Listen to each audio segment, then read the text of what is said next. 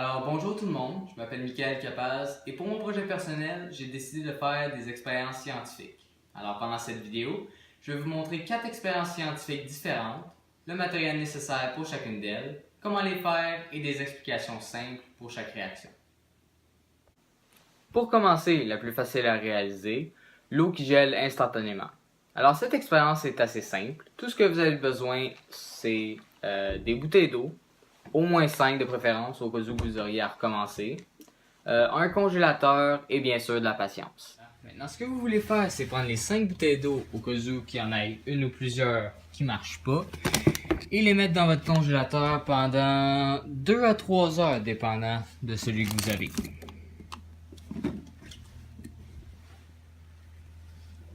Voilà. Ça fait maintenant 2h30. Allons voir comment ils sont. Parfait. Maintenant, ce que vous voulez faire, c'est prendre la bouteille d'eau très délicatement, sans trop l'agiter. Comme vous pouvez voir, c'est encore liquide. Et tout ce que vous avez à faire, c'est lui donner un bon coup. Et ça devrait marcher.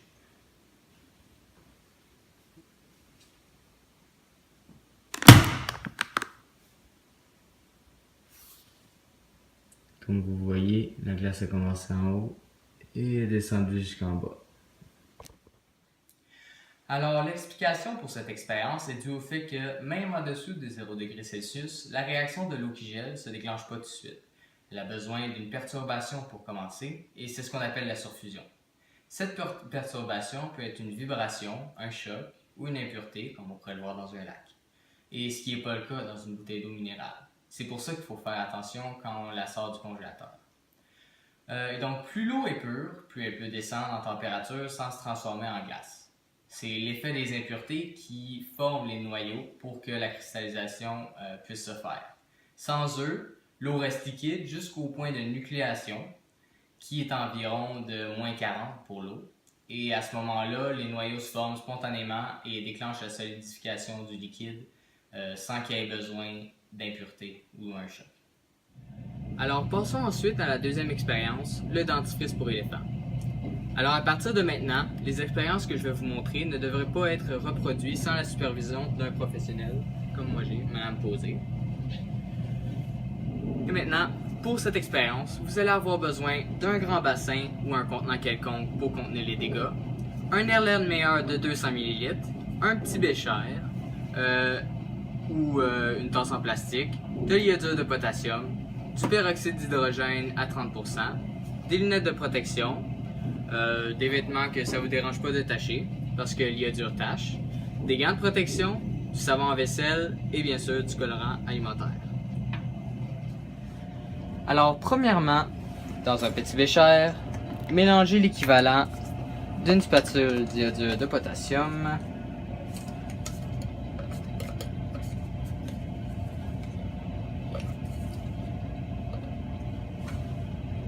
voilà.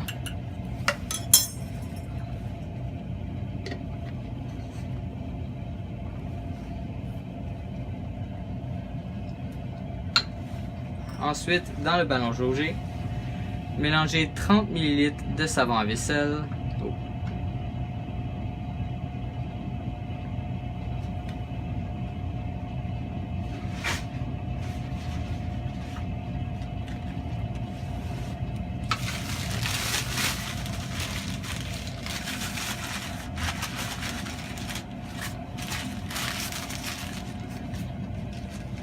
Avec du colorant alimentaire, n'importe quelle couleur fera l'affaire.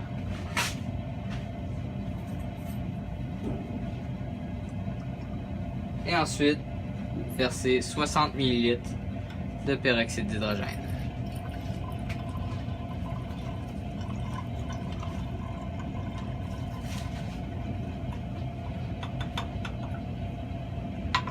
Ensuite, mélangez le tout.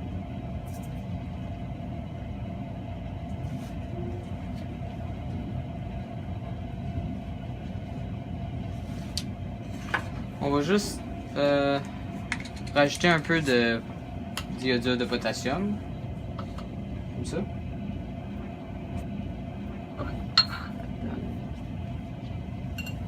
Voilà.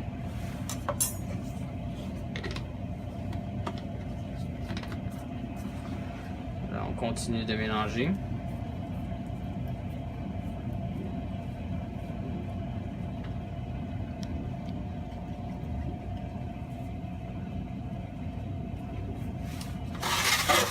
Et placez-le dans le centre du contenant. Juste tasser les autres affaires.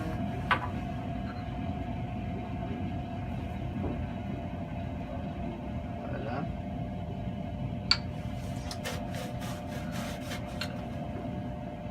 Finalement, versez rapidement la solution d'iodure et reculez. Alors faites très attention parce que la mousse produite peut être très chaude.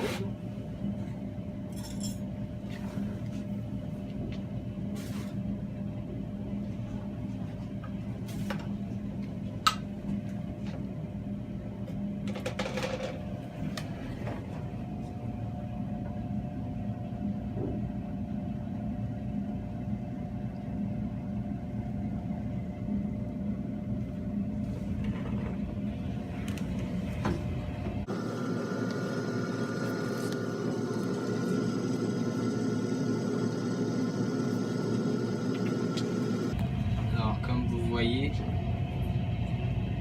où de mousse est produite.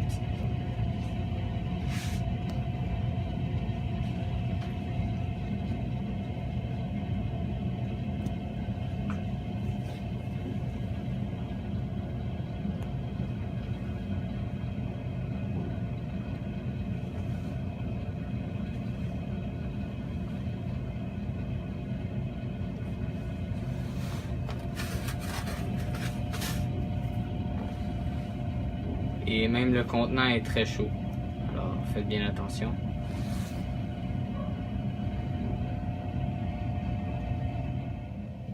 Alors ce qui fait la réaction pour cette expérience est en fait l'oxydation de l'iodure de potassium. Cette réaction produit beaucoup de dioxygène, de l'O2, que le savon à vaisselle emprisonne ensuite. C'est comme si on faisait des bulles de savon.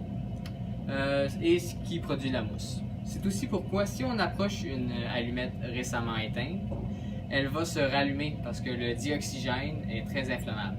C'est aussi une réaction exothermique et qui crée beaucoup de chaleur. Et c'est pourquoi il faut faire attention.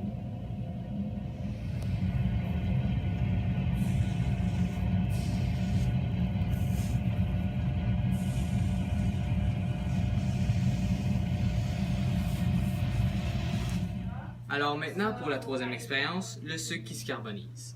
Pour cette expérience, vous aurez besoin d'un bécher de 140 ml, une tige agitatrice, des lunettes de protection, des gants de protection, de l'acide sulfurique concentré et du sucre blanc ou du sucre de table. Alors pour cette expérience, vous devez premièrement mettre du sucre jusqu'à la graduation de 40 ml. Ensuite, versez doucement un peu d'acide sulfurique en agitant avec la tige agitatrice.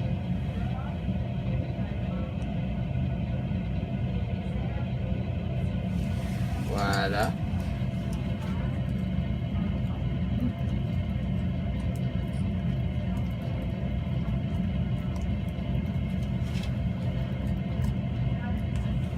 Ensuite, on peut en rajouter si on voit qu'il n'y en a pas assez, jusqu'à ce que le mélange devienne noir. On voit déjà, c'est chaud.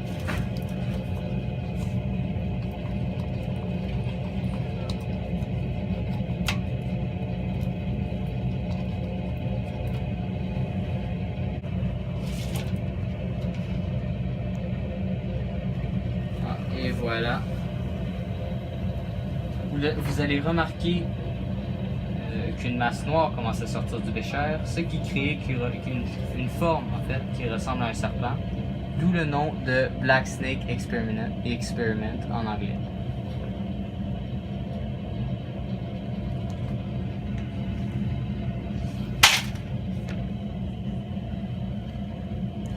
Et comme on peut voir, c'est solide. Alors, cette réaction est due au fait que lorsqu'on ajoute l'acide sulfurique au sucre, le sucre se fait décomposer pendant la réaction exothermique. Une réaction exothermique est une réaction qui produit beaucoup de chaleur. Et puisque le sucre, qui est le C12H22O11, contient les éléments hydrogène et oxygène dans les mêmes proportions nécessaires pour produire de l'eau, H2O, c'est-à-dire qu'il y a 2 fois plus d'hydrogène que d'oxygène, la réaction va donc produire du carbone, C12, comme on voit ici, qui est solide. Maintenant, c'est plutôt froid, c'est plus chaud. De l'eau, 12 H2O, qui s'est évaporé à cause de la chaleur.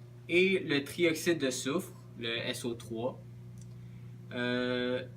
Et c'est pour ça qu'il y a une odeur de soufre quand la réaction se produit. Finalement, pour la dernière expérience, le génie en bouteille. Alors pour celle-ci, vous allez avoir besoin du peroxyde d'hydrogène, un bécher de 200 ml, un ballon jaugé de 500 ml, du dioxyde de manganèse, une spatule, des gants de protection encore une fois et des lunettes de protection. Alors premièrement, vous devez mettre 125 ml de peroxyde d'hydrogène dans le ballon. Comme ça. Ensuite, vous mesurez 0,75 g de dioxyde de manganèse et vous le transférez rapidement dans le ballon jaugé. Alors on va se reculer. Faites-le très vite parce que la réaction est instantanée.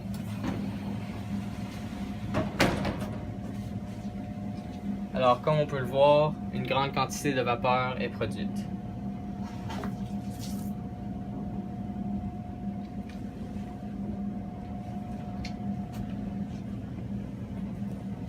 Alors pour cette réaction, le dioxyde de manganèse est un catalyseur, c'est-à-dire qu'il accélère la réaction mais n'en fait pas partie.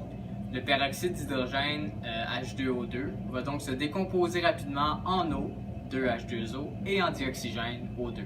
Et puisque la réaction est exothermique, l'eau se transforme en vapeur à cause de la chaleur, ce qui produit beaucoup de fumée, de vapeur.